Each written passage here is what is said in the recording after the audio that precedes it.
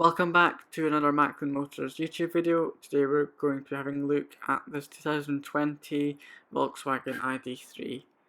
The ID3 is a C-segment family hatchback battery electric vehicle on sale in the UK and Europe. The ID3 is the first car from the Volkswagen Group to be designed as an electric car from the ground up. One interesting quirk with this car is that it is rear motored and rear wheel drive, like a DeLorean. The Volkswagen ID3 was unveiled at the September 2019 Frankfurt Motor Show, and customer deliveries in Germany began a year later in September 2020. The ID3 model is already proving very popular, with over 54,000 customer sales in 2020 alone across Europe. The ID3 is marked as the third chapter for Volkswagen after the Beetle and the Golf. The example we have here is finished in glacier white and has 19-inch diamond cut aerodynamic alloy wheels, silver mirror caps, first edition badges, rear privacy glass, and a black roof with black detailing. This model is fitted with a 58 kWh battery, producing 201 brake horsepower and 300 Nm of torque, and has a claimed range of 260 miles on the WLTP testing cycle.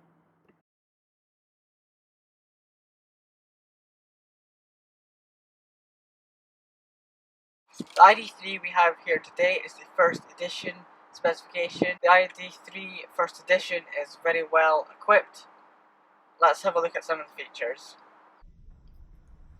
We have dual zone climate control, 10-inch touchscreen with digital radio, adaptive cruise control, heated front seats, heated windscreen washer jets, leather wrapped multifunction heated steering wheel, rear privacy glass, 4 USB-C charging outlets, LED puddle lights, keyless entry and start, LED headlamps with automatic headlight control, parking sensors front and rear, reversing camera, rain sensing wipers, and to finish it all off, 19-inch diamond cut aerodynamic alloy wheels.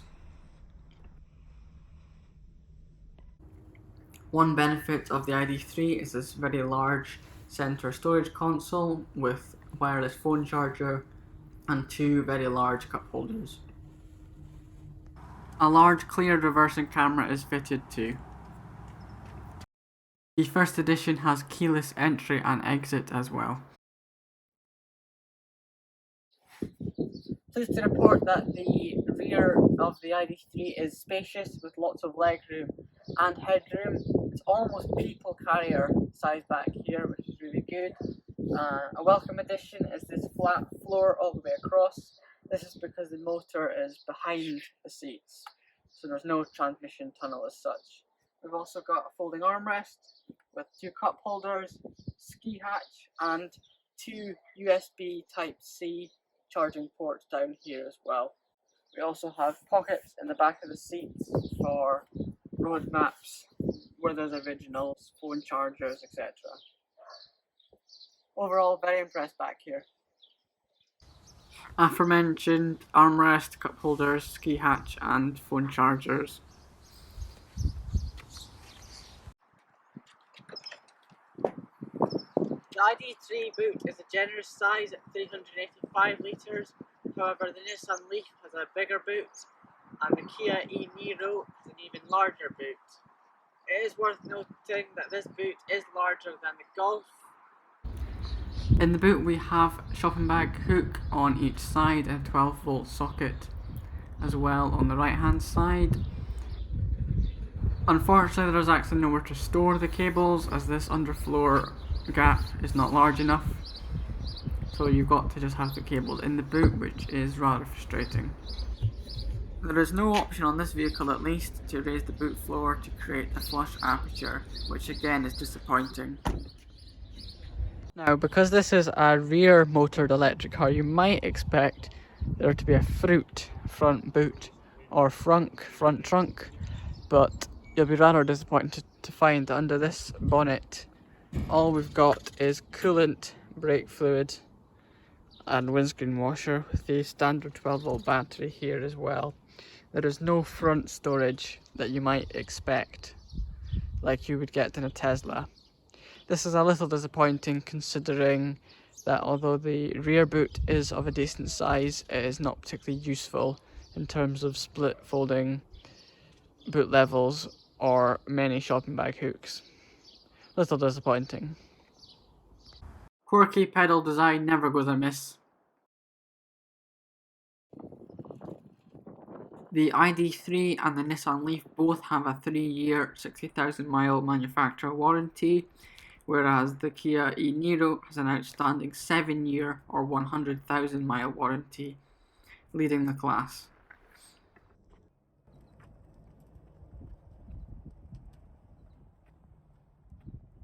Due to the rear-wheel drive not compromising the front steering and the relatively skinny tyres, the turning circle is actually quite impressive at 10.2 metres, nearly a metre tighter than the conventional Golf. This makes parking a doddle.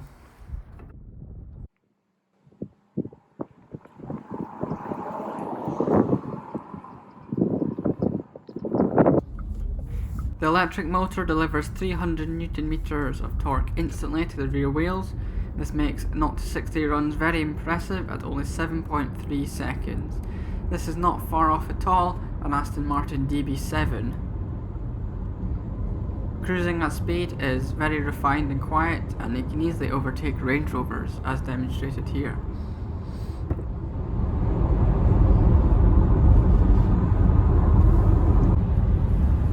There is very little wind noise at national speed limit, and forward visibility is excellent too.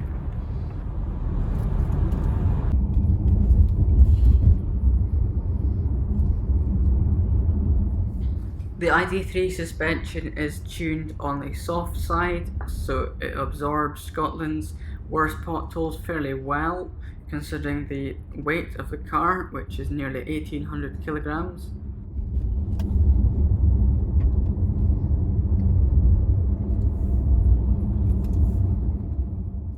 As you might expect, the driving experience is very refined on the ID3 with little wind and road noise. The motor behind the rear seats is very hushed and is only audible on full acceleration. The aerodynamic front design of the car helps to create this smooth, quiet driving experience that you wouldn't get on a conventional car.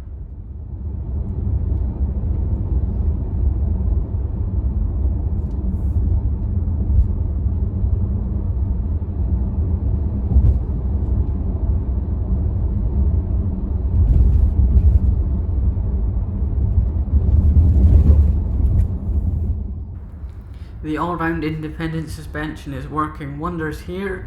You can hear the bumps, but they are not transferred through to the cabin, which is important for refinement.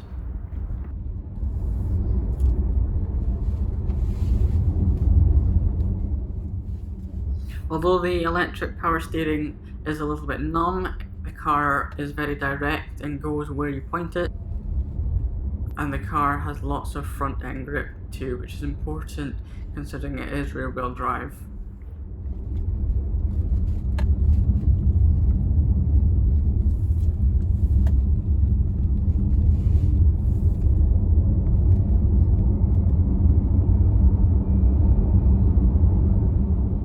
You can just hear the little electric motor behind me whizzing away as we go up this hill.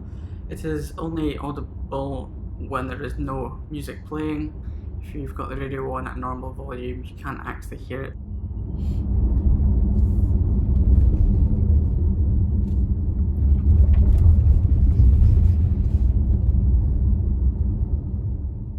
The braking system is very effective on the ID3, again considering how heavy the car is and the fact that the rear brakes are still drum brakes. The regenerative braking system does help with this. However, there is only 2 levels of regeneration available for the user to select, whereas other models such as the MG range of electric cars have 3 levels. This means that the full regen level in the Volkswagen is too much and the default is not enough. One pedal driving isn't quite there yet on this car, unlike the competitor, the Nissan Leaf. Have some bonus clap hand wiper action, why not? Look at that. That is impressive. For me, the unique selling point of the ID3 is the rear motor rear-wheel drive design, as it just adds that something a little different to the EV market currently. Thanks for watching this Mackland Motors review of this Volkswagen ID3 first edition. If you found it useful, please give the video a like and a wee comment as well. Don't forget to subscribe to Mackland Motors to never miss an episode. Thanks for watching.